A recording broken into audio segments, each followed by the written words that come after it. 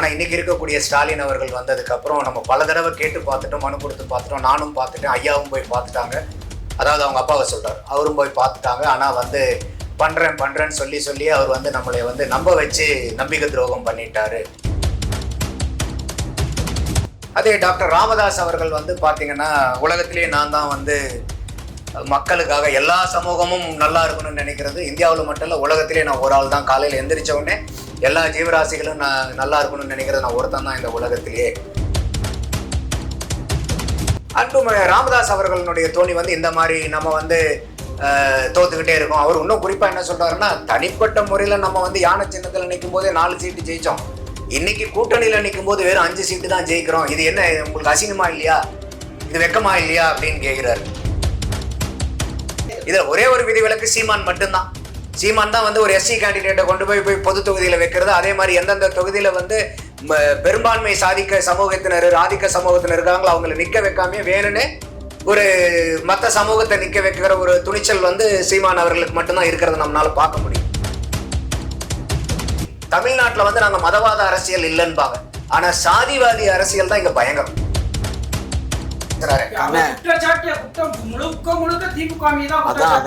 அதாவது வந்து கண்ணு ரோட்ல திரியிறவங்களை எல்லாம் கொண்டுட்டு போய் மத்திய அமைச்சர் ஆக்கி விட்டா வார்த்தை வரத்தானே செய்யும். அது எங்க கலைஞருக்கு அது வேணும். செய்திகள் பார்வையாளர்களுக்கு வணக்கம். இன்று நம்மோடு இணைந்திருப்பவர் திமுகவின் மூத்த முன்னோடிகளில் ஒருவராக இருக்கிற ஐயா காமாட்சி அவர்கள். அரசியல் திறனாய்வாளர் அண்ணன் நந்தகுமார் அவர்கள் நம்மோடு இணைகிறார்கள். பல்வேறு கேள்விகளுக்கு நமக்கு பதிலளிக்க இருக்கிறார்கள். ஐயா வணக்கம். அண்ணன் வணக்கம். வணக்கம் சீனிவாசன். அண்ணா, பாட்டாளி மக்கள் கட்சி இதுவரைக்கும் இல்லாத ஒரு அளவுக்கு மிகப்பெரிய ஒரு எழுச்சியோடு மாமல்லபுரத்தில் அந்த சித்திரை முழு நிலவில் கூடியிருக்காங்க, பேசியிருக்காங்க. அவர்களுடைய இந்த நகர்வு எப்படி இருக்கும்னு நீங்கள் கணிக்கிறீங்க? இது அவங்க ஒரு 2026 தேர்தல் வருது. தேர்தல் வர நேரத்தில் கட்டாயம் இந்த மாதிரி கட்சிகள் எல்லாமே ஒரு மாநாடு நடத்துறது ஒரு வழக்கம். அதோட அவங்க இன்னைக்கு அதை ஒரு பாட்டாளி மக்கள் கட்சி மாநாடுங்கிறத விட அவங்க சமூகத்தினுடைய ஒரு கூட்டமாக தான் கூட்டியிருக்கிறத நம்மளால் பார்க்க முடியுது. ஏன்னா அங்கே ஏற்றப்பட்ட கொடி கூட வந்து அந்த சங்கத்தினுடைய கொடி தான் ஏற்றுனாங்களே ஒழிய பாட்டாளி மக்கள் கட்சியினுடைய கொடி அங்கே ஏற்றப்படலை. ஸோ அதில் வந்து அவங்க பெரும்பாலும் குற்றச்சாட்டுகள் 2 பேச்சு முக்கியமான பேச்சாக கவனிக்கப்படுது. ஒன்று அன்புமணி ராமதாஸ் அவர்கள், அதுக்கப்புறம் கடைசியாக டாக்டர் ராமதாஸ் பேசினது. அன்புமணி ராமதாஸ் பேசுறது வந்து நிறையா அவங்களுடைய கட்சி எப்படி இருந்தது, எங்கள் காந்தி அவர்கள் சவுத் ஆப்பிரிக்காவில் ஒத்துழையாமை இயக்கம் இருக்கும்போதே அதில் வந்து முதல்ல உயிர் நீத்த தியாகி சத்தியாகிரகத்தில் உயிர் நீத்தது வந்து நம்ம குலத்தை சேர்ந்தவங்க தான், இது எத்தனை பேர்த்துக்கு தெரியும், அந்த பேர் படையாச்சின்னு இருக்கிறனாலேயே எல்லாம் மறைச்சிட்டாங்க அப்படிங்கிற மாதிரி ஒவ்வொன்றா நிகழ்ச்சியாக சொல்லிட்டு வந்து நம்மளுடைய இனம் வந்து வஞ்சிக்கப்பட்டிருக்குதுங்கிற மாதிரி அவர் பேசிட்டு, இந்த நம்ம வந்து அதிகமான எண்ணிக்கையில் இருக்கக்கூடிய மக்கள் நமக்கு வந்து சரியான விகிதாச்சார அடிப்படையில் நமக்கு இங்கே வந்து பங்களிப்பு கொடுக்கறது இல்லை. 10.5% வந்து முன்னாடி அதிமுக ஆட்சியில் நம்ம ரொம்ப போராடி கஷ்டப்பட்டு நிர்பந்தித்து வாங்கினோம். ஆனால் இன்றைக்கி இருக்கக்கூடிய ஸ்டாலின் அவர்கள் வந்ததுக்கப்புறம் நம்ம பல தடவை கேட்டு பார்த்துட்டோம், மனு கொடுத்து பார்த்துட்டோம், நானும் பார்த்துட்டேன், ஐயாவும் போய் பார்த்துட்டாங்க. அதாவது அவங்க அப்பாவை சொல்கிறார், அவரும் போய் பார்த்துட்டாங்க. ஆனால் வந்து பண்ணுறேன்னு சொல்லி அவர் வந்து நம்மளை வந்து நம்ப வச்சு நம்பிக்கை துரோகம் பண்ணிட்டாரு. ஒரு தடவை இன்னும் ஒரு அதிகபட்சமாக போய் கூட இந்த சட்டமன்ற கூட்டத்தொடரில் இல்லைனா கூட நான் இதுக்காக ஸ்பெஷல் செஷனே வந்து கால் ஃபார் பண்ணுறேன், அதில் உங்களுக்கு பண்ணுறேன்னு சொல்கிறாரு. அதனால் வந்து நம்ம வந்து ரொம்பவே வந்து நம்மளை வந்து நம்ப வச்சு துரோகம் பண்ணிட்டாங்க, நம்ம மனு கொடுக்குற இடத்துல இருக்கிறோம், மனு வாங்குற இடத்துல வருவோமா அப்படிங்கிற பாணியில் அவர் வந்து நிறையா பேசுகிறாரு. அதே டாக்டர் ராமதாஸ் அவர்கள் வந்து பார்த்திங்கன்னா, உலகத்திலேயே நான் தான் வந்து மக்களுக்காக எல்லா சமூகமும் நல்லா இருக்கணும்னு நினைக்கிறது. இந்தியாவில் மட்டும் இல்லை, உலகத்திலே நான் ஒரு ஆள் தான். காலையில் எந்திரிச்ச உடனே எல்லா ஜீவராசிகளும் நான் நல்லா இருக்கணும்னு நினைக்கிறது நான் ஒருத்தன் தான் இந்த உலகத்திலேயே. அதே மாதிரி வந்து ஆரம்பத்துலேருந்தே நீங்கள் எங்கள் பேச்சை கேட்டீங்க, ஆனால் நடுவில் வந்து கேட்காம போயிட்டீங்க. நம்ம ஆளுங்களே வந்து நம்ம ஆளுங்க தோக்கிறதுக்கு நிறையா காரணமாக இருக்காங்க. அது நீங்கள் மாவட்டத்திலே ஆகட்டும், ஒன்றியத்திலே ஆகட்டும், மாநில அளவுலேயே ஆகட்டும் இருக்கட்டும், அவங்கவுங்க ஒழுங்காக வேலையை பாருங்கள். நீங்கள் வேலை பார்க்காதனால தான் வந்து நம்ம தோத்துக்கிட்டு இருக்கோம். நீங்கள் மற்ற கட்சிகளுக்கு வந்து வேலையை செஞ்சிட்ருக்கிறீங்க, நம்ம ஆட்களையே தோக்கடிச்சு இன்னொரு கட்சிக்காரனை ஜெயிக்க வச்சுட்ருக்கீங்க. அதனால் இதெல்லாம் உங்களுடைய கணக்கு பார்க்கப்பட்டுருக்கு. உங்கள் ஜாதகமெல்லாம் வந்து நீங்கள் தோட்டத்துக்கு கொண்டு வாங்க, உங்களுக்கு வந்து சனி பகவான் பிடிச்சிருந்தா அதோட அவ்வளவுதான் நீங்க. அதே மாதிரி நீங்க எம்எல்ஏவா இருந்தாலும் ஆட்சியில முடியும் போது உங்களை எம்எல்ஏவா இருந்தாலும் கட்சிக்காக வேலை பார்க்கலன்னா வங்கக்கடல் இல்லை ஏதாவது ஒரு கடல்ல உங்களை தூக்கி போட்டுருவேன். அதனால பதவியில நிர்வாகிகளா இருக்கீங்க, ஒழுங்கா வேலை பாருங்க, இல்லைன்னா உங்களை எல்லாம் எல்லாத்தையும் தூக்கி போடுற அளவுக்கு இன்னொருத்தரை நான் கொண்டு வந்துருவேன் அப்படின்னு சொல்றாரு. ஸோ அதே மாதிரி அவர் பேசுறது பூரா திமுக வந்து குற்றம் சாட்டி அவர் வந்து எப்படி வந்து சாதிவாரி கணக்கெடுப்பு எடுக்காம நம்மளை வஞ்சிச்சாங்க அப்படிங்கிறத. ஏன்னா ஸ்டாலின் அவர்களை குற்றம் சொல்றாரு அன்புமணி ராமதாஸ். அதே மாதிரி ஜெயலலிதாவையும் மேற்கோள் காட்டுறாரு. இந்த 69% இடஒதுக்கீடை வந்து 9th ஷெட்யூல்ல கொண்டு வந்து அவங்களுக்கு வந்து நம்மளைய திடகாத்திரப்படுத்தி கொடுத்தாங்க. ஆனா இன்னைக்கு இருக்கிற திமுக அரசாங்கமும் அவங்க கூட்டணியில் இருக்கக்கூடிய காங்கிரஸ் மற்ற மாநிலத்துல வந்து சாதிவாரி சர்வே எடுக்கிறாங்க, இங்க வந்து எடுக்க முடியாதுன்னு வந்து மறுதளிச்சிட்டு இருக்காங்க. அப்போ வந்து நம்மளுடைய சமூகத்தை முற்றிலுமா புறந்தள்ளுறாங்க, முற்றிலுமா நமக்கு வந்து அநீதியை செய்யறாங்க அப்படிங்கிற மாதிரி அவருடைய தோணி போகுது. அன்புமணி ராமதாஸ் அவர்களுடைய தோணி வந்து இந்த மாதிரி நம்ம வந்து தோத்துக்கிட்டே இருக்கோம். அவர் இன்னும் குறிப்பா என்ன சொல்றாருன்னா, தனிப்பட்ட முறையில நம்ம வந்து யானை சின்னத்துல நிற்கும் போதே 4 சீட்டு ஜெயிச்சோம், இன்னைக்கு கூட்டணியில நிற்கும் போது வெறும் 5 சீட்டு தான் ஜெயிக்கிறோம், இது என்ன உங்களுக்கு அசிங்கமா இல்லையா, இது வெக்கமா இல்லையா அப்படின்னு கேட்கிறாரு. அப்போ என்னுடைய பார்வை என்னன்னா, இன்னைக்கு நீங்க ஒரு ஜாதி கட்சின்னு வச்சிருக்கும் போது அது எந்த சாதியா இருந்தாலும் சரி, ஒரு சாதி கட்சியை முன்னிலைப்படுத்தி நீங்க வரும்போது எந்த ஒரு சாதி கட்சியும் ஒரு குறிப்பிட்ட அளவுக்கு மேல வளர முடியாது. ஏன்னா இன்னைக்கு ஒரு சாதின்னு எடுத்துக்கிட்டீங்கன்னா அந்த சாதிக்காரன் எல்லா கட்சியிலையும் இருப்பாங்க. அப்ப இன்னைக்கு அரசியல் கட்சிகள் இன்னைக்கு 75 ஆண்டு கால திமுகவாகட்டும் 53 ஆண்டு கால அதிமுகவும் அவங்க நிக்க வைக்கிற கேண்டிடேட்ஸை எப்படி நிக்க வைக்கிறாங்க, எந்தெந்த ஏரியால எந்தெந்த ஜாதிக்காரங்க அதிகமா இருக்காங்களோ அந்த ஏரியால தானே ஜாதிக்காரங்க அந்த ஜாதிக்காரங்களை தானே நிறுத்துறாங்க. இன்னும் சொல்ல போனா மாவட்ட செயலாளர் நிர்வாகிகள் கூட அந்த இதுலதான் கொண்டு வராங்க. இதுல ஒரே ஒரு விதிவிலக்கு சீமான் மட்டும்தான். சீமான் தான் வந்து ஒரு எஸ்சி கேண்டிடேட்டை கொண்டு போய் பொது தொகுதியில வைக்கிறது. அதே மாதிரி எந்தெந்த தொகுதியில வந்து பெரும்பான்மை சாதிக்க சமூகத்தினர் ஆதிக்க சமூகத்தினர் இருக்காங்களோ அவங்களை நிக்க வைக்காம வேணும்னு ஒரு மற்ற சமூகத்தை நிக்க வைக்கிற ஒரு துணிச்சல் வந்து சீமான் அவர்களுக்கு மட்டும்தான் இருக்கிறத நம்மளால பார்க்க முடியும்.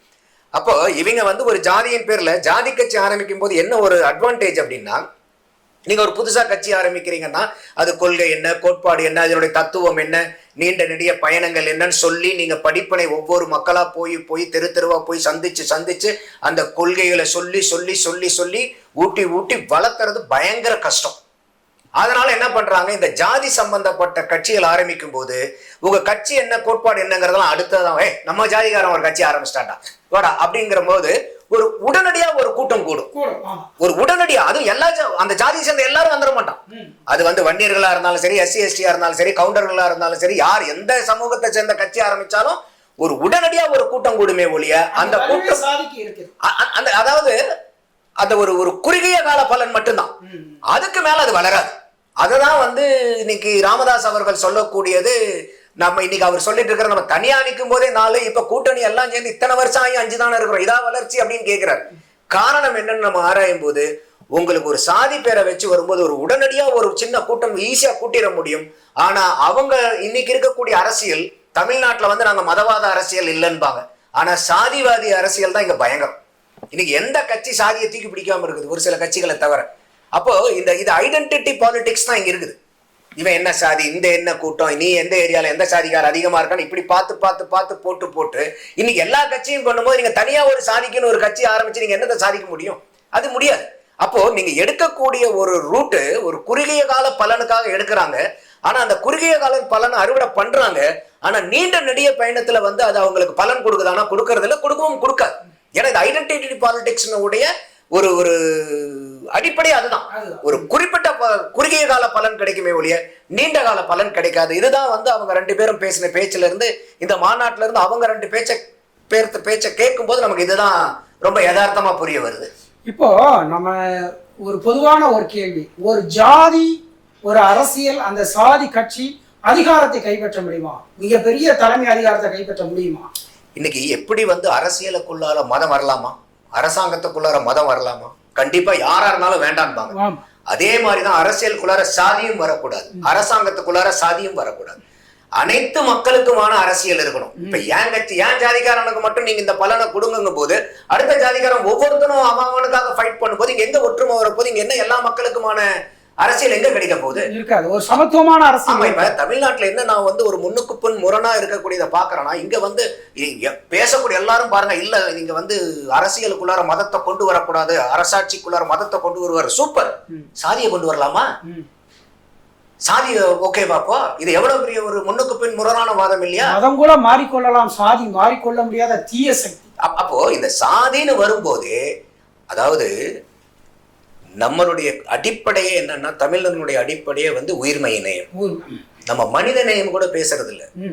வள்ளலார் சொல்வார், ஆண்மநேய ஒருமைப்பாட்டு உரிமை அப்படின்பார். அப்ப என்னன்னா, ஒரு ஆன்மா மனிதனுக்கு மட்டும் இருக்கக்கூடியது ஆன்மா இல்லை, எல்லா உயிரினத்திலும் இருக்கக்கூடிய ஆன்மா. அதுதான் தமிழனுடைய ஆகச்சிறந்த சிறப்பு. ஆன்ம நேயம் நம்ம உயிர்மை நேயம், மனித நேயம் மட்டும் இல்லை. மனித நேயம் மற்றவங்கள சாதாரணமான ஆட்கள் பேசுறது, உயிர்மை நேயம் தான் உன்னதமான ஒரு கொள்கை. அப்படி இருக்கக்கூடிய சமூகத்துல வந்து நீங்க இன்னைக்கு வந்து சாதி வாரியா வச்சு இந்த சாதி அந்த சாதி, அந்த சாதிக்குள்ளார ஒரு கூட்டம், இந்த கூட்டம் அந்த கூட்டம்னு சொல்லும் போது ஒரு மனிதனையே மனிதனாக உங்களுக்கு வந்து பார்க்க முடியலன்னா நம்ம என்னத்தை ஒரு பொதுமக்களுக்கு உண்டான அனைவருக்கும் உண்டான அரசியலை எங்க கொடுத்துட முடியும் நம்ம? அப்ப இந்த எப்படி வந்து மதத்தை வந்து அரசியலை விட்டு விலக்கி வைக்கணுமோ அதை விட சாதியை விலக்கி வைக்க வேண்டிய ஒரு உன்னதமான காலகட்டத்துல நம்ம இருக்கோம். அப்படிதான் நான் பாக்குறேன் இதை. இப்போ இடையில வந்து நீங்க என்னுடைய பேச்சை கேட்கலன்னா ஐயா வருத்தப்பட்டதா நீங்க சொல்றீங்க. அவர் மகனே அவர் பேச்சை கேட்கலையே. ஆமா, இது எல்லா இடத்துலயும் வந்து பாத்தீங்கன்னாக்கா, நீங்க பேசும்போது ஊர்ல இருக்கிறவங்க பூரா உங்க பேச கேட்க வைக்கிறது ஈஸி. ஆனா வீட்டுல இருக்கக்கூடிய ஆளுங்களை போய் நீங்க கன்வின்ஸ் பண்றது கஷ்டம். காரணம் என்னன்னா, நீங்க பேசுறது வெளி ஆட்களுக்கு நீங்க பேசுறது மட்டும்தான் தெரியும். ஆனா குடும்பத்துல இருக்கிறவங்களுக்கு உங்களுடைய 360 டிகிரி உங்களை பத்தி தெரியும். இதுதான் ஒரு சிக்கல், எல்லாத்துக்குமே உண்டு அது. இப்ப நீங்க வெளியே இப்ப நான் உங்ககிட்ட பேசுறேன்னா நான் உங்ககிட்ட பேசுறதை வச்சு மட்டும்தான் நீங்க எடை போடுவீங்க. ஆனா இதை என் வீட்டுல இருக்கிறவங்களுக்கு நான் யாரு, என்ன, எந்த நேரத்துல எப்படி பேசுவேன், என்ன எதுங்கிற என்ன 360 டிகிரில என்னை பார்த்துக்கிட்டு இருக்காங்க. அப்ப வந்து அந்த வீட்டுல இருக்கக்கூடியவங்களுடைய நம்பிக்கையை பெறது வந்து ரொம்ப ரொம்ப கஷ்டம். யார் ஒரு மனிதன் வந்து தன் வீட்டுல இருக்கக்கூடியவங்கள நம்பிக்கையும் அதிகமா பெறானோ அவன் வந்து உன்னதமான ஒரு இது வர முடியும். அதாவது என் அப்பா, என் பையன், என் புருஷன், என் பொண்டாட்டிங்கிறதுக்காக வர்றது இல்லை. இந்த மனிதன் சொல்லக்கூடிய கருத்து நியாயமான கருத்தா இருக்கு, இவர் செல்லக்கூடிய வழி நல்ல வழியா இருக்கு, இவர் நமக்கு மட்டும் இல்லை இவருடைய வழியை பின்பற்றினா ஒட்டுமொத்த மக்களுக்கும் மேன்மை அடையுங்கிற மாதிரி அந்த இடத்துல அறிவார்ந்த அந்த குடும்பத்தினுடைய நம்பிக்கையை வாங்கணும். வெறும் உறவு முறையை மட்டும் வச்சு வாங்குறது இல்லை. அப்ப அந்த மாதிரி வரும்போது என்ன ஆகும்னா, நீங்க இன்னைக்கு வந்து இப்ப நம்ம பல கட்சிகள் வந்து இன்னைக்கு பிரச்சனை ஆகிக்கிட்டு இருக்கு. என்ன காரணம்னா, இந்த வாரிசு அரசியல் உள்ள வரனால். அதுதான் இந்த மன்னர் ஆட்சிங்கிறது மாதிரி. அப்போ ஒரு ஆட்சியில் இருக்கிறவங்கள மன்னர் ஆட்சின்னு சொல்லிடுறோம், ஆட்சியில் இல்லாதவங்கள. அப்போ வந்து இந்த மாதிரி ஒரு இதுல இன்னொன்னு என்னன்னா, ராமதாஸ் அவர்கள் பேசுறது, நீங்க சரியா வேலை பார்க்கலன்னா உங்களை எல்லாம் தூக்கி போடுறதுக்கு ஒரு ஆளை, வெளியே தூக்கி போறதுக்கு ஒரு ஆளை கொண்டு வந்துருவாங்கிறார். அன்புமணி ராமதாஸ் பக்கத்திலே இருக்க. அப்ப இன்னொரு ஆளை நான் கொண்டு வந்துருவோம்னா அந்த ரீடிங் பிட்வீன் த லைன்ஸ் நம்ம என்னன்னு பார்க்க வேண்டிய கட்டாயம் இருக்கு. அப்ப அன்புமணி தான் அந்த விஷயத்தை செய்ய போறாருன்னா, நான் இந்த மாதிரி உங்களை வேலை பார்க்காதால தூக்கி போடுறதுக்கு ஒரு ஆளை கொண்டு வந்துருவேன் அப்படின்னு சொல்ல வேண்டிய கட்டாயம் என்ன வருது? ஆனா இதெல்லாம் நிறைய வார்த்தைகள் வந்து பூடகமான வார்த்தைகள் இருக்கு. ஆனா எப்பயுமே ஒரு தமிழ்ல ஒரு பழமொழி இருக்கும் இல்லையா, நீர் அடிச்சு நீர் விலகாதுங்கிற மாதிரி. அப்ப அப்பா பையனுக்குள்ள இருக்கக்கூடிய பிரச்சனை இருக்கும், கட்சிக்குள்ளாரே இருப்பாங்க. ஆனா அந்த அடுத்த கட்சிக்கு இப்ப ராமதாஸ் அவர்கள் பேசுறது வந்து இந்த கட்சிக்கு அடுத்த தலைமை வேற யாரும் வர்றதுக்கு வாய்ப்பா இருக்குமா அப்படிங்கிற அளவுக்கு கூட யோசிக்கிற அளவுக்கு அவங்களுடைய ராமதாஸ் ஐயா அவனுடைய பேச்சு இருக்கிறதையும் நம்மளால கூர்ந்து கவனிக்க வேண்டிய கட்டாயத்துல நம்ம இருக்கோம். ஐயா நீங்க சொல்லுங்க ஐயா, மாமல்லபுரத்தில் கூடியது பாட்டாளி மக்கள் கட்சியா வன்னியர் சங்கமா? வன்னியர் சங்கம். அவங்க தான் ஒத்துக்கிட்டாங்களே. அவங்க பேசும்போதே நம்ம ஜாதின்னு தான் பேசுனாங்க, நம்ம இனம்னு தான் பேசுனாங்க. அப்புறம் அவங்க கட்சியை பற்றி எங்கே பேசுகிறாங்க? எங்கள் பயிலும் நிறைய பயிலும் அங்கே திறானு இந்த ஒட்டநாயுடுன்னு சொல்லக்கூடியவங்க எல்லாம் அவன் பூரா அந்த வன்னியர்னு சொல்லி அந்த ஏரியாவில் அவங்களோட போகிறானுங்க. இன்னும் சில பேர் எங்கள் இது சேலத்தில் கூட பார்த்திங்கன்னா மாவட்ட செயலாளர் எங்கள் கௌரா நாயுடு பையன் அங்கே இருக்கான். அதாவது இவங்களுக்கெல்லாம் புரியாமல் இவங்கெல்லாம் வந்து நம்மளும் அந்த இனம் தான் அப்படின்னு இவங்க ஏமாத்துறது. உண்மையிலேயே வந்து இவங்க எல்லாம் படையாட்சிகள் தான், இவங்க எல்லாம் வன்னியர்கள் தான், இவங்க எல்லாம் வந்து வடக்கே இருந்து தமிழ்நாட்டுக்குள்ளே வந்தவங்க தான். அதில் ஒன்றும் மாற்று கருத்து இல்லை. பட் ஆனால் அவங்க வந்து ஸ்ட்ரென்த்தாக வட மாவட்டங்களில் இருக்காங்கன்னா இருக்காங்க, இல்லைன்னு மறுப்பதற்கு இல்லை. ஆனால் அந்த ஸ்ட்ரென்த்துங்கிறது இவர் மிஸ்டர் நந்தகுமார் சொன்ன மாதிரி ஒரு கேண்டிடேட்டை வெற்றி பெற செய்ய இயலுமானா 100க்கு 100 இயலாது. அட்லீஸ்ட்டு டெபாசிட்டை வேணால் வாங்க வைக்கலாமே தவிர அவங்களால வேறு தனிச்சு நின்றால் டெபாசிட் கிடைக்கும். கூட்டணியில் நின்றால் கொஞ்சம் ஓட்டுக்கள் வித்தியாசத்தில் 5000-10,000 ஓட்டுக்கள் வித்தியாசத்தில் தோல்வி தான் அடைய முடியுமே தவிர வெற்றி அடைய இயலாது. இப்போ நீங்கள் ஒன்றும் வேண்டாங்க. இப்போ அவர் அன்புமணியுடைய துணைவியார் வந்து தருமபுரியில் நாடாளுமன்ற தேர்தலை சந்தித்தாங்க. அவங்க என்ன வெற்றி பெற இயன்றுச்சு? அவ்வளோக்கும் யாரோட கூட்டணி? பாரதிய ஜனதா கட்சியோட கூட்டணி. ஸோ பாரதிய ஜனதா கட்சியோட கூட்டணியில் போட்டி போட்டுமே அவங்களால வெற்றி பெற இயலலை. இதே பாரதிய ஜனதா கட்சியில் கூட்டணி போடாமல் இவங்க வந்து அதிமுகவில் கூட்டணி போட்டிருந்தா ஓரளவுக்கு அந்த தொகுதியில் இவங்க ஜெயிச்சறதுக்கு பாசிபிலிட்டிஸ் இருந்திருக்கும். ஏன்னா அவங்க கட்சியில் அங்கே நிறைய வன்னியர் இருக்காங்க. யார் கட்சியில்? அதிமுகவில் இருக்காங்க. திமுகவில் கூட்டணி வச்சு போட்டிருந்தாங்கன்னா 100க்கு 100 ஜெயிப்பாங்க. ஆனால் நாங்கள் வந்து இப்போ அவங்களே மறைமுகமாக கூட்டணிக்கு அழைக்கிறீங்க நீங்கள்? இல்லை, நாங்கள் எங்கள் கூட்டணிக்கு அவங்கள நாங்கள் ஏற்றுக்கவே இல்லை. எங்கள் கதவுகள் மூடப்பட்டுடுச்சு. ஐயா, நீங்க தான் அவங்கள வந்து இருக்கிறதுல அதிகமா நம்ப வச்சு கழுத்தறுத்தீங்கிற அளவுக்கு அன்புமணி ராமதாஸ் பேசுறாரு. திமுக வந்து வந்திச்சு பேசுறாரு. அவர் குற்றச்சாட்டிய குற்றம் முழுக்க திமுக மீது தான் குற்றச்சாட்டுறாரு. அதாவது வந்து கண்ணு, ரோட்டில் திரியிறவங்களையெல்லாம் கொண்டுட்டு போய் மத்திய அமைச்சர் ஆக்கி விட்டா வார்த்தை வரத்தானே செய்யும். அது எங்கள் கலைஞருக்கு அது வேணும். நான் கீழே உட்காந்துருக்கேன், அப்பாவும் பிள்ளையும் நேராக மாடிக்கு போய் கலைஞர்கிட்ட கையை பிடிச்சி எப்படியாவது நீங்கள் இந்த முறை என் பையனை அமைச்சராக்குங்கன்னு பேசினது கேட்டது எல்லாம் இவங்க பேசி முடிச்சுட்டு போனதுக்கப்புறம் நான் போய் மேலே பார்க்குறேன். தலைவர் என்கிட்ட சொல்கிறார், என்ன வந்துட்டு போகிறாங்களே தலைவர் அப்படின்னு. பையனை மந்திரி ஆக்கணுமா ஐயா ஒன்றிய அரசில், அதுக்கு தான் வந்துட்டு போகிறாரு அப்படின்னாரு. நீங்கள் தான் அவரை ஆக்கிடுவீங்களே அப்படின்னு. ஆமாம், வேறு வழி இல்லை, நம்ம பண்ணித்தானே ஆகணும், அரசியலுக்காக பண்ணித்தான் ஆகணும் அப்படின்னு சொன்னேன். என்ன அரசியலுக்காக பண்ணி ஆகணுங்க? ஏன் வழி இல்லைன்னு சொன்னார். அது நான் போய் கேட்க முடியுமா கண்ணு? அவர்கிட்ட தலைவர்கிட்ட போய் நம்ம ஏன் தலைவர் இப்படி பேசுறீங்க நான் கேட்க முடியுமா? இல்ல, அவரும் ஒரு வெற்றி பெற்றவர் தானே. அவரும் ஒரு நாடாளுமன்றத்தில் வெற்றி பெற்றிருக்காரு. நாடாளுமன்ற தேர்தலில் வெற்றி பெற்று 7 நாடாளுமன்ற உறுப்பினர்கள் வச்சிருக்காங்க. ஒரு மாநிலங்களை உறுப்பினர் வச்சிருக்காங்க. 29 சட்டமன்ற உறுப்பினர்கள் வச்சிருக்காங்க. அவங்க ஏன் இப்ப அதிகாரத்தை சுவைக்க கூடாது? சுவைக்கலாம் இல்லையா? இல்லை கண்ணு, அப்போ வந்து கூட்டணிக்கு வந்து தமிழ்நாட்டில் வந்து கூட்டணி தலைவர் வந்து கலைஞர். அவர் சொன்னால் தான் அமைச்சர், இல்லைன்னா அமைச்சர் கிடையாது. புரிஞ்சுக்கோங்க. அந்த கூட்டணி வந்து நாங்கள் 40க்கு 40 ஜெயிச்ச கூட்டணி. அப்போ 39 + 1 40 நாங்கள் வெற்றி பெற்ற கூட்டணி. அதனால் அவர் வந்து கேட்குறாரு, அவர் வந்து சரி செய்யலாம் அப்படின்னு சொல்லி அதுக்கப்புறம் டெல்லி போனார். நேரடியாக கலைஞர் டெல்லி போய் உட்காந்து பேசி அவருக்கு வந்து அமைச்சர் பொறுப்பு வாங்கி கொடுத்தாரு. அப்படியெல்லாம் செஞ்ச தலைவரை பற்றியும் அந்த கட்சியை பற்றியும் இன்றைக்கு இவ்வளோ தரைக்குறைவாக பேசுகிறதுக்கு காரணம் என்னென்னா, இந்த 10.5% இடஒதுக்கீடு இருக்கு இல்லையா, இது வந்து முழுக்க தவறான செயல்னு சொல்லி உச்சநீதிமன்றமே ஒரு கொட்டு வச்சிருச்சு. அதுக்கப்புறம் வந்து ஜாதிவாரி எந்த அடிப்படையில் வந்து 10.5% இடஒதுக்கீடு? நீங்க திருப்பி கோர்ட்டுக்கு போய் தானே அது வேண்டாம்னு சொல்லியிருக்காங்க. இல்லை கோர்ட்டுக்கு திமுக அரசு செஞ்சது அது ஒரு துரோகம். கொஞ்சம் பொறுமையா கேளு. நாங்க போல திமுக அரசு நீதிமன்றத்தை நாடவில்லை, புரிஞ்சுக்கோங்க. நான் தனிப்பட்ட முறையில் எம்பிசி வந்து 118 ஜாதி இருக்கு. இது ஒரு ஜாதிக்கு மாத்திரம் தனியாக ஒதுக்கீடு 10.5% கொடுத்தா மீத ஜாதி எல்லாம் என்ன பண்ணுவாங்க? இதில் 10.5% போயிடுது. ரெண்டாவது மெரிட்லேயும் அவங்க உள்ளே வருவாங்க. அப்போ ஒரு பர்டிகுலர் கம்யூனிட்டிக்கு மட்டும் இவ்வளோ ஒதுக்கீடு போகணும். அவங்க இருக்காங்கல்ல, அந்த அளவுக்கு ஒரு மக்கள் தொகையில் இருக்காங்கல்ல தமிழ்நாட்டில். நீ ஒரு விஷயம் புரிஞ்சுக்கோ, மக்கள் தொகையில் இருக்காங்க இல்லைங்கிறது கணக்கு இல்லை. ஒரு ஒதுக்கீடுன்னு சொன்னால் அரசாங்கம் நியாயமான முறையில் தான் நடந்துக்க முடியும். தேர்தல் நேரத்தில் வந்து கடைசி நிமிஷத்தில் ஆன்டி டேட்டா போட்டு திரு எடப்பாடி பழனிசாமி வந்து இவங்க கூட்டணிக்கு வேணும், நம்ம எப்படியும் ஆட்சி அமைச்சிடலாங்கிற கெட்ட நோக்கில் 10.5 நல்ல நோக்கம்னு சொல்லுங்க, கெட்ட நோக்கம் கிடையாது. இல்லை அவருக்கு அதுக்கு நல்ல நோக்கம். பட் மற்ற 117 கம்யூனிட்டி எம்பிசி கம்யூனிட்டி எல்லாம் வந்து ரோட்ல போவாங்களா? அவங்க ஒரே ஒரு சின்ன கேள்வி, அதில் அவங்க கேஸு இருக்கு. ஒரு நிமிஷம் என்ன, அவங்க கேஸ் போட்டு ஹைகோர்ட்டில் கேஸ் நடந்துச்சு. ஹைகோர்ட் கேஸில் வந்து அவங்க வந்து சுப்ரீம் கோர்ட்டில் இன்னும் 2 பேர் கேஸ் போட்டிருந்தாங்க. அதனால இந்த கேஸையும் அதோடு சேர்த்து விசாரிக்கணும்னு சொல்லி சுப்ரீம் கோர்ட்டுக்கு அனுப்பிச்சிட்டாங்க. சுப்ரீம் கோர்ட்டுக்கு அனுப்பிச்ச உடனே தமிழ்நாடு அரசு அதை கொடுக்கணும்னு போய் வாதிட்டுச்சு. நல்லா தெரிஞ்சுக்கோங்க, தமிழ்நாடு அரசு அதை கொடுக்கணும்னு கேட்டாங்க.